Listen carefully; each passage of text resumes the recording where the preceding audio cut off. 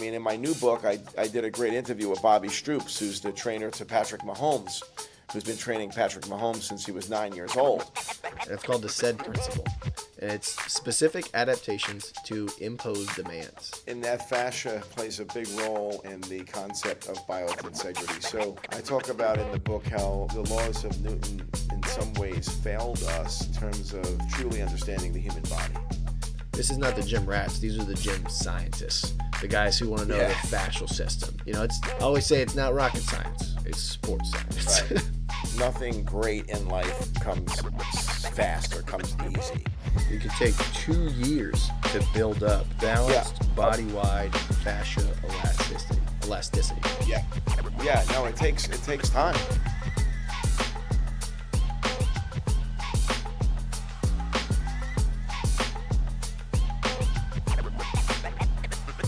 As I read the book, I'm familiar with some of your story of being a javelin thrower, and I didn't realize that you were a strength and conditioning coach for the New York Giants.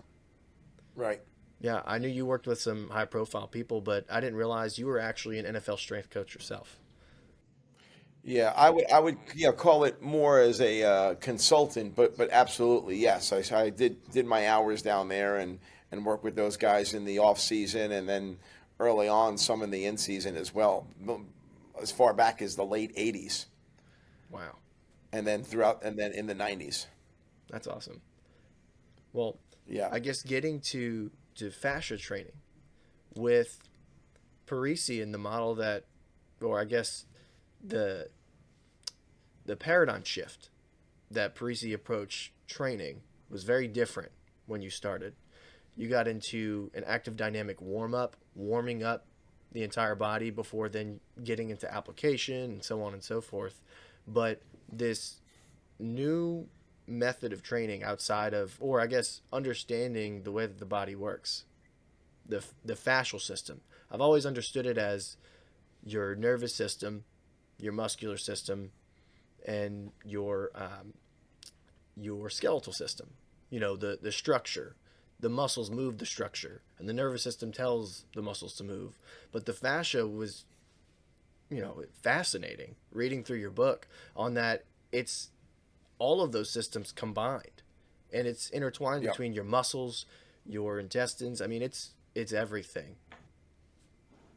Correct. And how I really, did a deeper dive in it. One of my mentors, Dan Path, who's a world-renowned, sprint coach, he kept mentioning the fascia system. And about 10 years ago, he gave me some articles to read from the Fascia Research Society.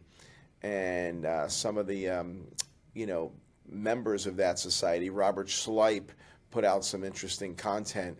He's a top German scientist.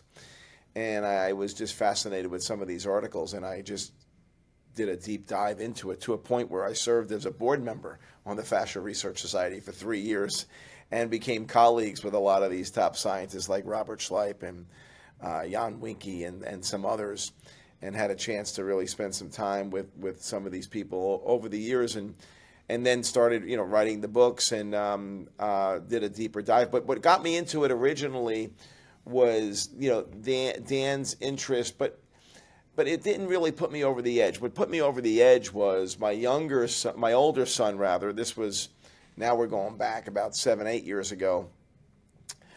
Made this high-level 8th grade basketball team, an EYBL team, where it's playing against the best young athletes in the country for basketball, a Nike-sponsored league. And we went around the country, and I was going into these tournaments inside these convention centers where there was 30 or 40 basketball courts set up all in one big, massive room in a convention center. And there was about 30 games going on at once. And they were, all really high-level young basketball players. And I've never seen an assembly of athleticism in one location at the same time of incredible athletes. And I was seeing these young, dynamic, 14, 15, 16-year-old kids, dunk the basketball at will and get down the court in 5 or 6 strides. Just incredible athleticism. And I noticed they weren't carrying a lot of muscle around. They were all lean and, more, just, you saw a lot of just skinny kids. None of them really were quote unquote muscular. And I saw that in some kids over the years. We all see those kids, those defensive backs, those wiry kids. But just looking at them all in one location, I was amazed, and I said, you know what? There's something else other than the muscular system driving their athleticism. And that's when I started to really do a deep dive, and that's where I put it all together, where, seeing the importance of tendons and connective tissue. When we talk about fascia, we're really talking about, all the connective tissue. When we classify fascia, the tendons, the ligaments, the endomyosin, the perimyosin, the epimyosin, the plantar fascia, the thoracolumbar fascia.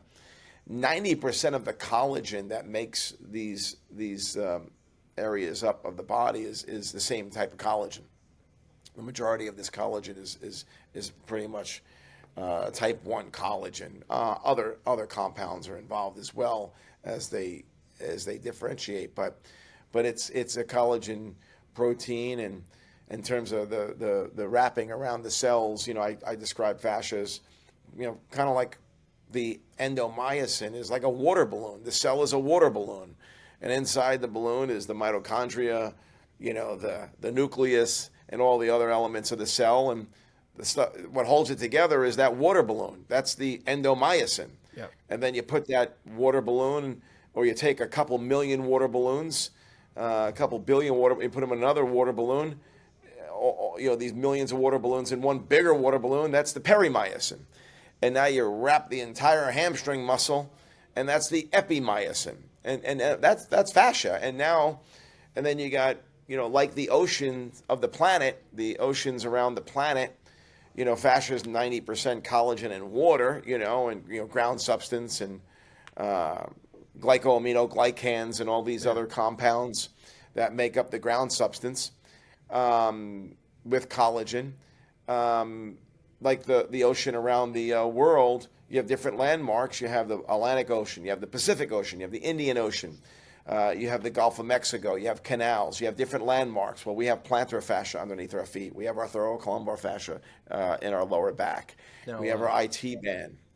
One thing you did say in your book that kind of blew me away, and it's kind of almost a buzzword I like to use with people, is biotensegrity. Yep. Yeah, and unfortunately, I don't have a model with me to, I guess, put on screen. Well, you know what? I can put one up in post. Oh, there you go. You got one. But the cool thing was that I've always understood the body to be like I said, the nervous, the muscular, the skeletal system. As in that's how it functions.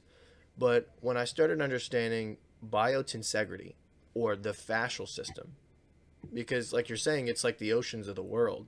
It's the entire system. And it's almost thinking of it as your bones floating in space. That's exactly right. Yeah, there's structure to it. But it's almost like the quote, if you look at a leaf, you'll miss the tree. And if you focus on the tree, you'll miss the forest. And in the same way in training, it's easy to pinpoint and look at one thing. But if you focus on that, you'll miss the bigger picture. And in this sense, the bigger picture is fascia. And that fascia plays a big role in the concept of biotensegrity. So I talk about in the book how the laws of Newton have in some ways failed us in terms of truly understanding the human body. So the traditional laws of mechanics obviously has been so impactful in our sciences. I'm not taking anything away from that, but in terms of looking at the human body, it definitely does not operate the way we thought it did in some of these laws, in terms of just truly understanding the basic laws of human structure. And when you look at the concept of tensegrity, and you really understand this concept of compression, the combination of compression, which are these wooden struts here, the compressive elements that are not touching one another but held together with tension. So it's this combination of compression and tension that keeps a balance between the compression and tension. So it's a tensional balance that takes place.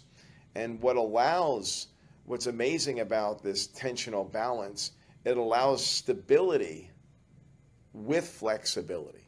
So that's kind of a paradox, right? Stability with flexibility, and that's what a tensegrity model is.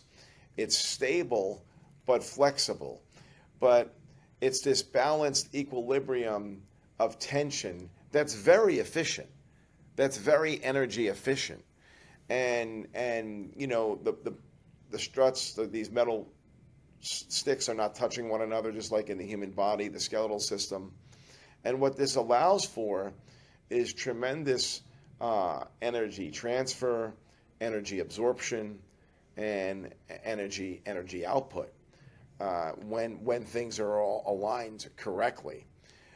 The other thing to understand too is if one aspect of the structure is modified and an area gets tight, it changes the whole structure. So I can just move one strut, just change one strut, and there's a bunch of elastic components that become less taut, and other elastic components become a lot more taut.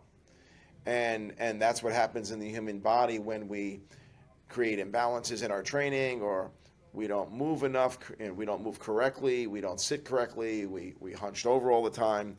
You know, elements, you know, of our body, components of our body become tight and become stuck, and it throws off the biotensegrity structure. So this is a tensegrity structure. The human body is biotensegrity, and that became known by Dr. Stephen Levin, who was at the Natural Museum of History in D.C. and looked at this dinosaur and did the math and said that the dinosaur didn't have enough muscle to hold up its head. When you think of a dinosaur and how long that neck is, and if you were to stack a bunch of bricks and put them together and try to build that column on an angle, it would fall, obviously. And he kind of did the math, the same thing with the head of the dinosaur and the skeletal muscle. It didn't have enough muscle for it to hold its head up, and then he coined the word biotensegrity by going outside and seeing a tensegrity model, and said that's, you know, the connective tissue were the missing elements that really give that structure not only its added strength, but its added, you know, dynamic mobility to be able to whip around. So that's really important, and we also know this connective tissue. When I say connective tissue, I'm talking about tendons and ligaments and fascia as well. The only difference with fascia, it has this ground substance. And so think of fascia as wet cement with rebar. But the only difference is the rebar, it's not metal rebar, think of it as rubber rebar. Not so much just, you know, metal, but really, really strong rubber. Really thick, strong rubber, opposed to metal rebar. So think of rubber rebar inside of wet cement, and that's fascia. Now, the goal for us as humans is to never let your cement dry, because once it dries, it's going to break and it's going to crack inside the body. So what do you need to do to keep cement wet and low viscosity and keep it liquidy? You need to feed it water every day, and you need to move it every day. You need to stir it every day, a little bit throughout the day, and keep adding water. Cement will never dry. Now, just keep it. one thing you said that I found interesting was that the fascia retains memory as well. And just like that structure where you can change the shape of the structure, you can change it also for bad. So, for instance, the guy who constantly is just doing bench, and just traditional weightlifting, and then they end up having tight shoulders, and they're all forward, and their shoulders out of place, and they say, man, I get pain when I'm pressing overhead, or I get pain when I'm throwing, but they don't realize that they've built a stiffness within their shoulders, a tightness, versus also building tension within their back and working their body as a system outside of working their body as just, I'm just doing this one plane of motion and I'm trying to get good at this plane of motion, but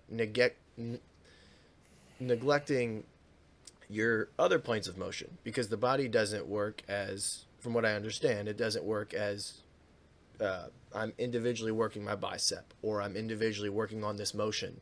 I'm working at as an entire unit. If I'm going to do a bench, my lats are engaged, my shoulders are back, my core is engaged, my hamstrings, my calves, my forearms, everything is engaged in this one motion. But if you're Yep. constantly beating at that motion, well, your fascia will remember that. You will build stiffness and tightness in an area. And just like your Yeah. book says, I think it was, flexibility is not mobility. And just because you can do something fast doesn't mean you can do it slow. Right. No, that's exactly right. You hit a lot of good points there. And when you do repetitive motion, such as the bench press over and over again, you're not only, creating more muscle in terms of, your hypertrophy, right? Which, could be a limiting factor right there. But you're also, the connective tissue within the muscle is developing and growing and stiffening by that repetitive motion. So you have this, this perimyosin, these what holds muscle together. Muscle without fascia is chopped meat. Muscle without fascia is pulled pork, right? Down in Louisiana, you guys eat a lot of that, right? Yeah. It's slow cooked, slow cooked, dissipating all the fascia away. So when you're doing repetitive motion like that, you're developing this connective tissue that's stiffening and hardening and making that one motion really strong. But now the other, tensegrity, biotensegrity elements of the structure, like you said, the posterior shoulder or other elements around the shoulder, there's an imbalance. So other things become looser and necessarily and weaker compared to the pec. And with that imbalance, there's pain, there's injury risk, there's a lot of things that can happen, by having these imbalances. And that's one of the biggest issues in, I think, in athletics today, is that we create, unfortunately, a lot of kids, a lot of athletes create imbalances with their training, not only from doing something too often or doing an exercise too often, but doing an exercise incorrectly.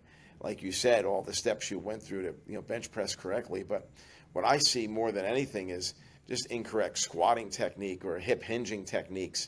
And it really is the lumbar spine, that being slightly flexed when you're doing any type of hip hinge or squat movement. You're damaging the annulus fibrosus, which is, fascia, connective tissue. That collagenous ring that wraps the disc. The nucleus pulposus, which is the center of the vertebrae disc. It's a jelly type liquid that's wrapped. It's in between each vertebrae, and it's wrapped and held in there by the annulus fibrosus, which is a collagenous tissue. Think of it as like a rope, if you will, of these collagen fibers that hold it together. When you squat or hip hinge with that low back flexed, you're wearing out that collagenous tissue. You're wearing it out, and I can't tell you how many kids are lifting, doing hip hinging and bending with poor technique that's damaging their fascia. Now, in your book, I remember you said you can do something fast, but it doesn't mean that you can do it slow. You also said that in training the fascial system, the optimal way to train it is through a method called isokinetics, which can sometimes be tricky to get if you're not in a sports performance facility or somewhere that has the ability to train in that type of way. Yeah. But what would you Yeah. suggest to people that are doing traditional forms of weightlifting, that want to enhance their sport to better train their fascia? Is it more imperative to train technique and start slower? Yeah, I mean, I think the most important thing when you think of training fascia, you have to think of, you know, omnidirectional submaximal loading. And what does that mean? Well, my good friend Michel Delcourt, who is a Canadian strength coach, for many years. This was over 20 years ago. Was Canadian hockey strength coach, and he was getting his players ready for the season. And when he got them ready and they started their season, he asked the hockey coach how his guys are doing. And he said, well, they got to get stronger at the puck, around the puck. He says, okay. And then he went back and got them stronger, bigger bench, bigger squat, really got them strong. Bunch, next season came along. How my guys doing? You got to get them stronger around the puck. Who's beating my guys? The farm kids. So when you think of a farm boy, or that farm boy strength, if you were a betting person and you had farm kids over here that were wrestlers and city kids over here that were, grew up in the weight room, and they both were the same weight and they had the same aptitude, technical aptitude as wrestlers, but one kids were farm boy strong and the other kids were weight room strong, you're probably going to bet on the farm boy to win that wrestling match because he has something different about his strength. He's just stronger in different positions. And that comes from lifting bales of hay and digging ditches and doing all these things that the muscle is under tension, the structure is under tension at length. And what do I mean at length? So when you train and you squat, you're shortening your muscle. So when you go, when you performing that concentric motion, you're shortening the muscle. The eccentric motion, you're lengthening, right? But when you're eccentrically loading and concentrically loading, and getting the muscle strong at length with the weight away from the center of mass. So when you're lifting traditionally, exercises, the weight is traditionally close to the center of mass. The bar is on your back, right? It's relatively close. Now, push the weight away from your center of mass like you're lifting a bale of hay, and you're doing that in omnidirections, multiple, ranges of motion. It's going to trigger a different response. And that response is called mechanical transduction. And when I say mechanical transduction, it triggers not for the fascia to itself to grow. The fascia is non-living. Fascia is collagen. Your nails and your hair are collagen. They're non-living, right? So that's collagen. So we have this collagen. It's the largest substance in the body. We have this collagen, everywhere in our body, and it is part of what holds our structure together. It is what holds our structure together. So collagen is constantly being developed and laid down by slugs called fibroblast cells through mechanical transduction, and it's just laying down this snot, for a lack of better words, right, throughout your body, throughout your structure, based on the stresses or the lack of stresses we put on it. And then we also, the collagen's getting eaten away, the old collagen, and we're constantly laying down collagen. Now, we can trigger where to lay down collagen by different types of training. And that's what fascia training is, the signal mechanical transduction to lay down collagen to create this internal wetsuit. No different than that farm boy. What makes that farm boy strong is his collagen network. And that's the difference. I mean, he's not maybe as cut up as the city kid, but he's stronger in a lot of different directions. And this collagen network operates no different than a power lifter who puts on a bench press shirt. A bench press shirt takes like 2 or 3 guys to put on that power lifter, or knee wraps, right? Or whatever elastic component you get from these external apparel. And but now you're developing that underneath the skin, right? To give you that extra, Yeah, I think you referred to it as hydraulics. Yeah. Well, yeah. The fascia is a closed network, hydraulic network.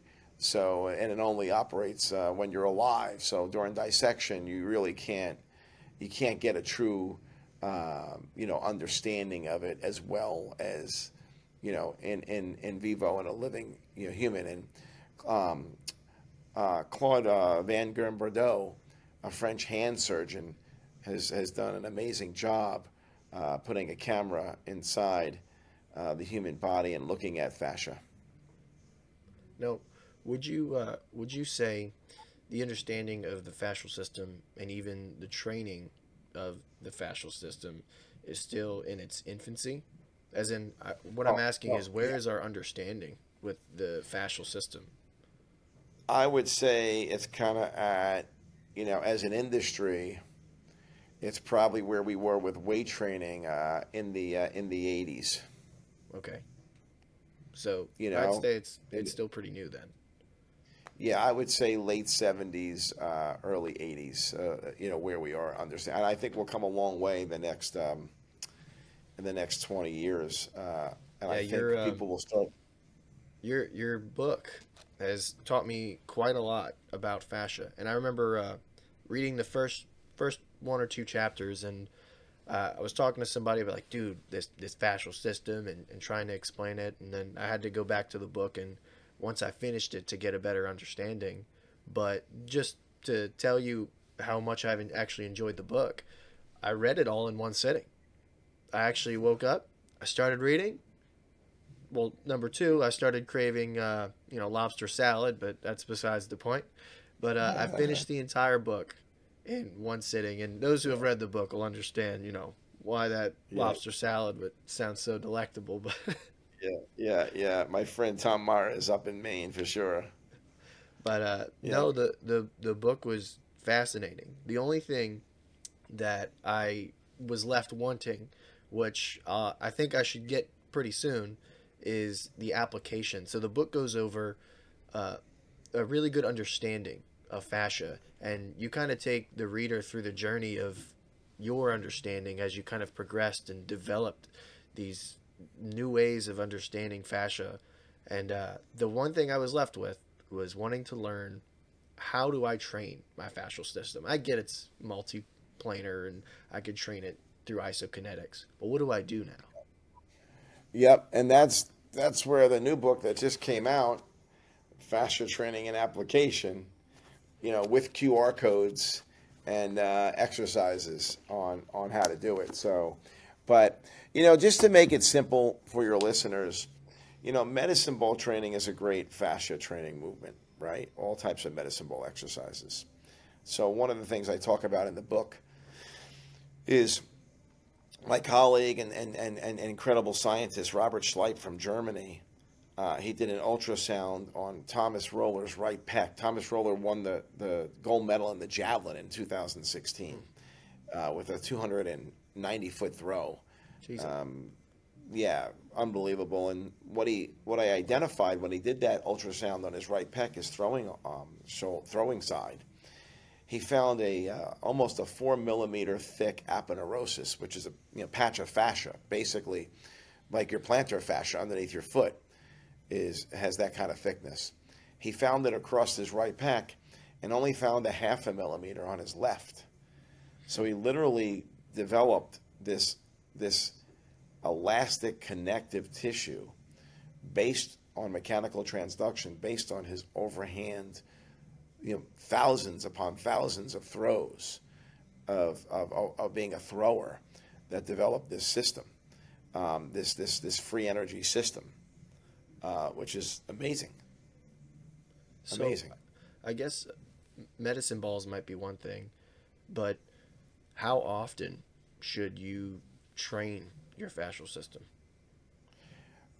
Typically, like a good rule of thumb is twice a week, with at least 2 days rest. At least 48 hours rest in between, and twice a week is a good amount because you definitely needs recovery. Fascia takes a lot more time to develop, and more time to recover is what we know. I think you said it could take 2 years to build up Yeah. balanced body-wide fascia elasticity. Elasticity. Yeah. Yeah. No, it takes time. It takes time. It doesn't happen like muscle. Muscle you can see change in a couple weeks. Fascia, it's going to take 9 to 18 months before you start to see some change. So if you're gonna do it, you got to be committed. Got to be committed, and understand too. Every time you run and bounce and jump and run, I mean, who has really great developed fascia systems are basketball players. Think about a basketball athlete. They're moving in omnidirections. They're moving in multiple directions for multiple hours a day. So they don't have a lot of muscle. What's developing is their tendons, their fascia. They're not lifting. Basketball players don't lift a lot of weights. They lift to just maintain their health, to build injury resiliency. But they're not looking. Most basketball players aren't looking to add a lot of muscle. They're looking to add some, but not too much. That's going to limit their mobility, right? Yeah. Very seldom do you see a tight end type athlete on the basketball court. I mean, you might see a couple that are pretty big, but the point is, they're running so much, they're changing direction so much for hours upon hours every day. Every day they're doing multi-directional speed every single day. So what do you think the body has to do to combat that or manage that? They not going to add more muscle. It's going to add more stronger connective tissue to help the body decelerate, to help the body stabilize the joint structures from these forces going through the joint structures over and over and over again. That's not just muscle. That's a lot of connective tissue that's got to be developed to manage those joint stresses. And that was the breakthrough. You know what I mean? Yeah. So like basketball is basketball is not strength training. Basketball could be considered speed training, quickness training. But all right, what system are you really hitting in basketball training? The fascia system. I mean, listen, don't get me wrong. All systems are always in play. Right. So it's not, you're just training one system. You're always training all the systems. If someone's really, really out of shape and they go for they can only run a half mile because they're so gassed. Well, they probably trained the muscular system more than the cardio system in that half mile run. Yeah. You know what I'm saying? Because they were so out of breath in a half mile. Their cardio didn't get much work. Their muscles got a lot more work. So what I'm saying is, depending on your physical capabilities and your training history and all these things, all systems are always in play. But as you refine your systems and you refine your training, some systems become more prominent than others from the training. And, again, basketball is omnidirectional, submaximal loading. We're running in all different directions. So all those stresses on the joint systems, the body's responding by adding more collagen to enhance and protect those joints. It's not adding more muscle. You don't get more muscular from playing basketball, right. That's for sure. Right. But I'll tell you, you're putting a lot of stress through your joints in basketball. Yeah. Like your joints are going through there's tremendous ground reaction forces. If you just look at the volume of ground reaction forces going through a basketball player's system, and you look at that volume over a week compared to other athletes, I mean, I would say it's probably really high, the amount of ground reaction force that's going through a basketball player's system. Think about that. How's the body responding to that? What's it doing to manage that stress? It's building collagen. It's laying down more collagen. One way you defined it in the book was some people are like kangaroos, some people are like rhinos, and like those guys playing basketball, I would consider kind of like kangaroos. And Absolutely. If you were to train them with traditional methods, you might actually hinder their performance. You got to make sure when you. Sorry. No, go ahead. One of the things I was going to say that from what you were saying is there's a principle I always use, and I use this. I learned it from sports performance, but I use this in my daily life in everything that I do, and it's called the SAID principle, and it's specific adaptations to imposed demands. So if you're playing basketball, to get faster, what are you doing? You're punching the ground, you're creating force in one direction, so you can go another direction. And the quicker you can create that force, the more force you can get into the other direction.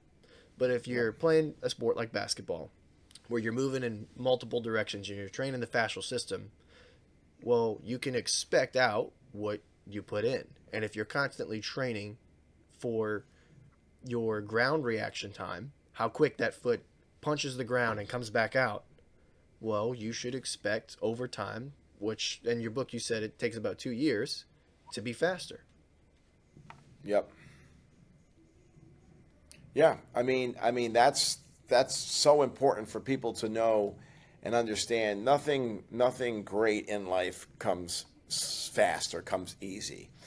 And the big breakthrough here, though, is just understanding the science and realizing that we have this system that we didn't realize we had. We thought for the longest time the fascia was just an innate packing material that had really no value besides just holding stuff together, like your Amazon box, and you get those air bubbles in there, or the popcorn stuff in there.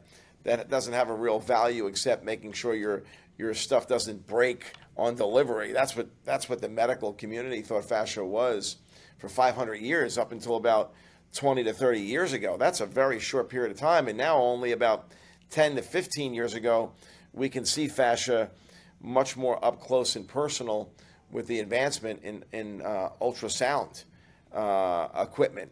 And that's the big breakthrough, knowing that fascia has 8 times more of the proprioceptors than muscle.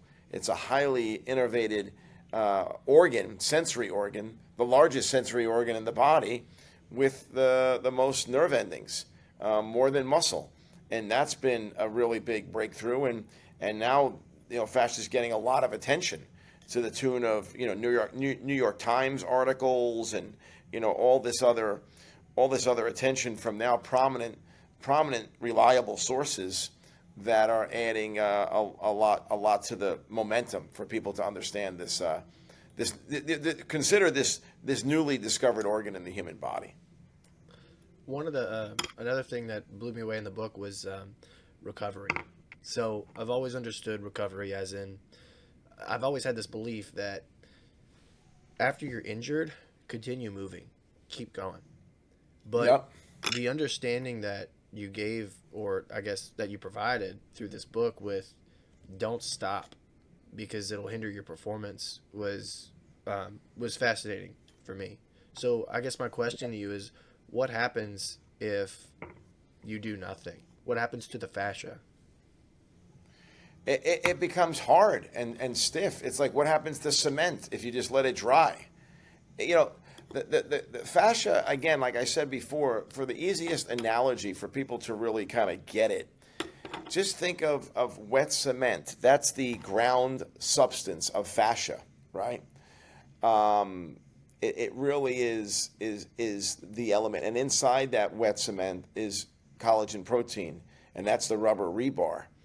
And what happens with fascia, you want it to be, like syrup in your body, right? The viscosity. Some areas it's going to be stiffer, some areas are going to be softer, and depending on the role, right? So the fascia around the stomach, it has more elastin in it. So that fascia is like bubble gum, that can expand and contract based on, your digestion.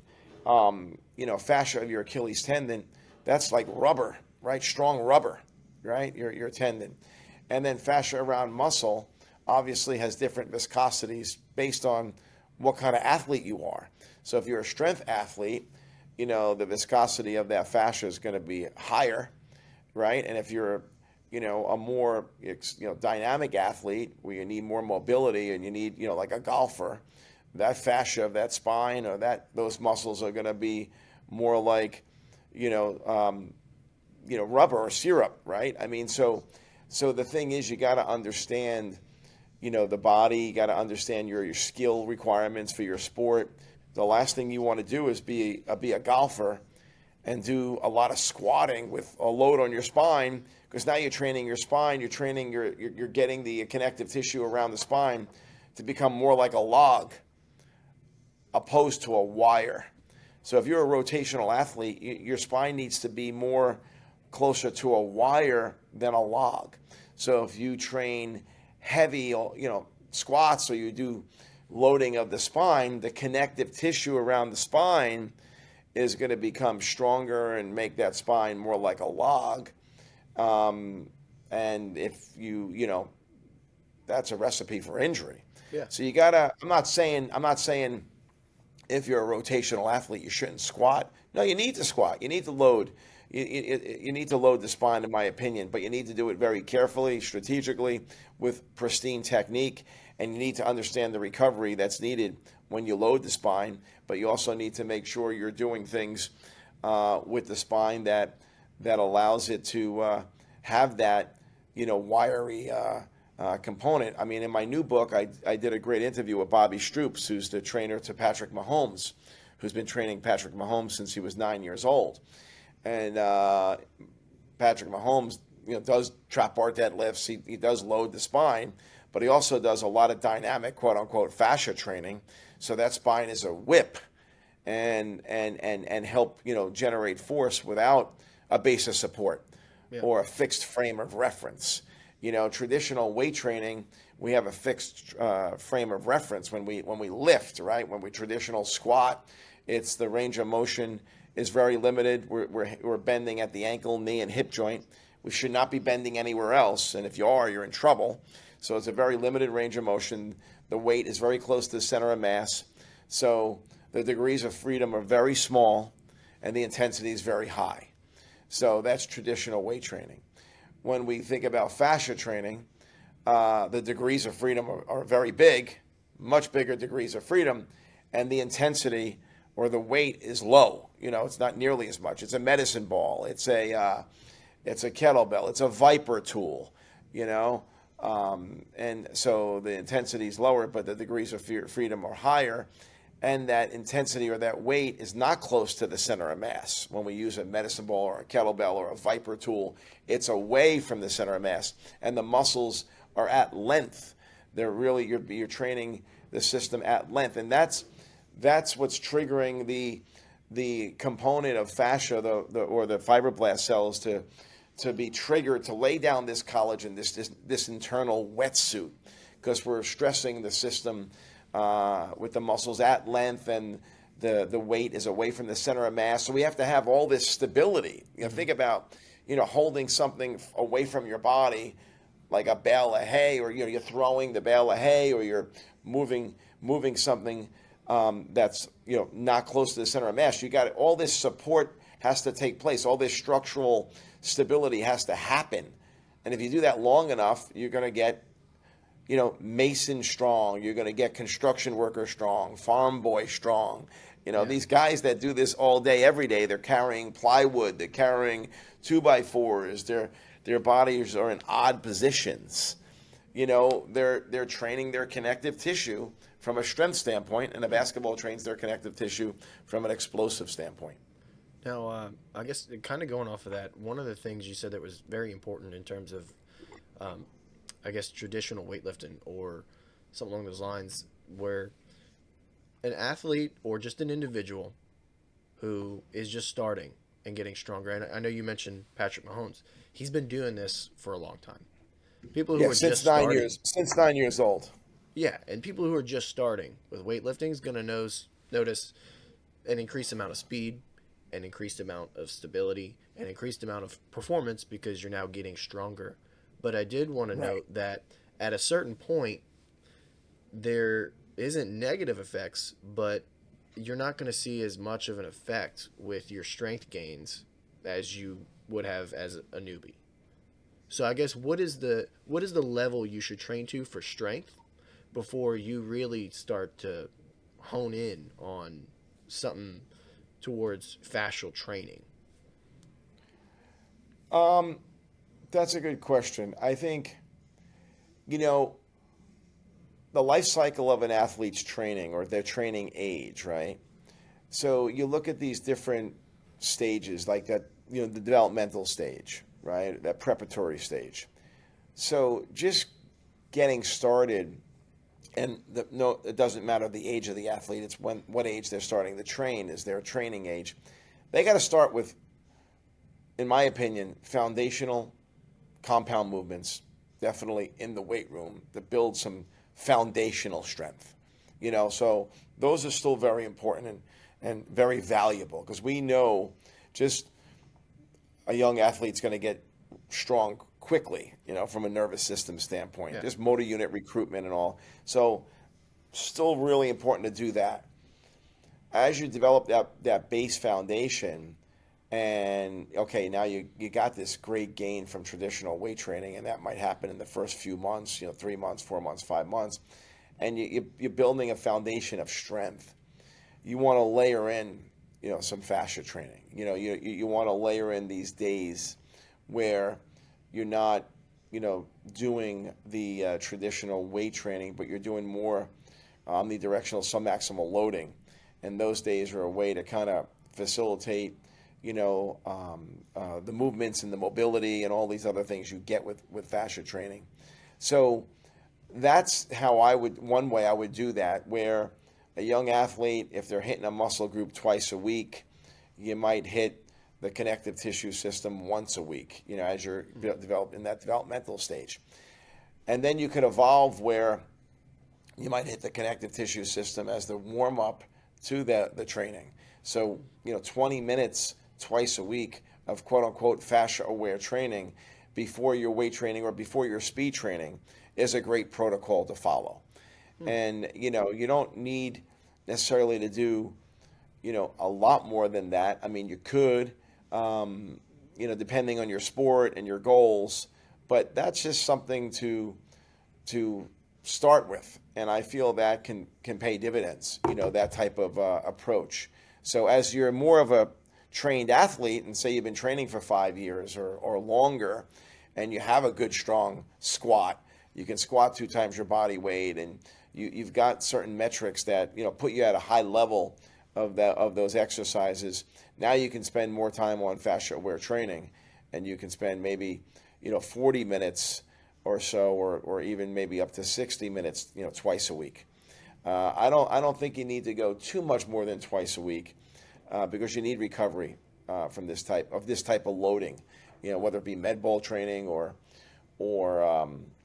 just again Viper training, or just different types of bouncing. Like I said, basketball is a fascia training element, so different types of bouncing or loaded movement training, omnidirectional submaximal loads, loaded movement training, or it could also be scattered out, as, microdosing, 10 minutes before workouts, every day, or 3-4 days a week. You can microdose fascia training as well.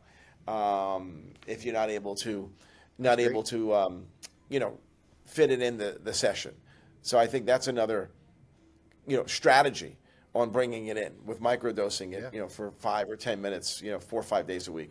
That's really good. I like to think of training in those terms, just because Yep. whether it's a professional athlete or just someone in general, you only have so much time to get in training. Yep. So how do That's I for sure. maximize my training plus, my life? Well, Yep. that's really good microdosing, because I don't know if many people think of the total amount of volume that they're doing in a session, the amount of volume they're doing within a week, and the amount of volume they're doing within a month, and then so on and Yep. so forth. Because just a little bit over a long amount of time and staying consistent can become quite a lot. That's for sure. That's for sure. But I know we're getting somewhat close to the end, and the last thing I wanted to ask you, because we started covering kind of more periodization on how to train and days to train. With the second book coming out, I guess where can people find your first book, Fascia Training, and then where can I find your book on the application, because I want to dive Yeah. right into it. Yeah, they're both on Amazon. Easiest way. They're both there. The new book just came out a week ago or so. And yeah, the new book has all the application strategies, which we're really excited about. And, just gained over the last couple of years even a deeper understanding of really how to optimize. So I've done a bunch of, educational events and seminars and workshops at different schools and for different organizations. So we're really, gaining some good momentum with not only learning more about how to make this more effective, but getting people more aware of it and more people doing it and constantly getting feedback. So it's been great. Yeah, that's awesome. I mean, this stuff is what excites me. I don't get Yeah. excited by the general public of fitness and bodybuilding, because it's full of everybody who knows exactly how to blow themselves up with hypertrophy, and they're the best in what they do. They're the best in the business. But this stuff is Yep. really cutting edge stuff. This is not the gym rats. These are the gym scientists, the guys who want to know Yeah. the fascial system. It's I always say it's not rocket science. It's sports science. Right. That's right. No, that's a really good point, and it's fun. It's great to be on the cutting edge of this and have so many great colleagues that I'm able to share with and learn from. So, Yeah. Well, learning about it's one thing, doing it's another. So I'm excited about the second book. yep. Hopefully we can, it goes over a lot of the principles, we shared here and reinforces some of the things in the first book, obviously, but it unpacks them more and then has a lot of QR codes and exercises and examples and whatnot. Yeah, it's really cool. But yeah, Bill, I really appreciate you getting on and being on the podcast. I find this exciting. I know we've known each other for a while, but just getting on and showing this to the public is, man, that's what I always wish to do. Just, man, I wish people could see this. This is just awesome. Yeah. Joe, you're great, man. You've been a close friend and someone I really value and someone that has always done, things at 100%. So anything for you, man, we've done a lot of work together over the years and video work. So it's an honor to be on and help you, grow your audience and, share information that you're passionate about, with this podcast that you're doing is amazing. It's going to help a lot of people. But anyways, Bill, thank you for being on the podcast. It was awesome. Yeah, no, thank you so much, Joe. Honor to be here.